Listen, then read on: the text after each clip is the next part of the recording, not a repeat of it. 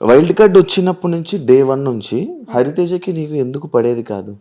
Day 1 నుంచి కాదు, నాకు హరితేజ గారికి చాలా మంచి బాండింగ్ అయింది స్టార్టింగ్ లో. కిల్లర్ గర్ల్స్ దాకా వి were so close.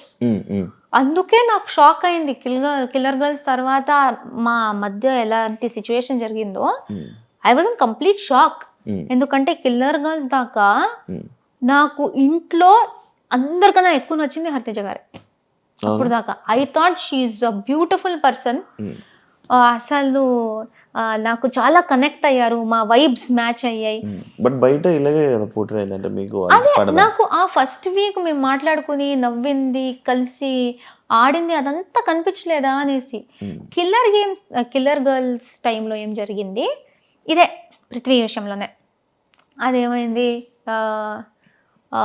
Gangavva Prithvi nominate చేశారు, నిఖిల్ తేజ నామినేట్ చేశారు.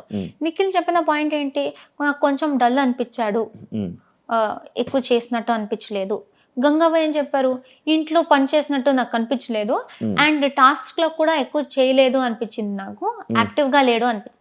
సో ఇద్దరు పాయింట్స్ ఆల్మోస్ట్ సేమే.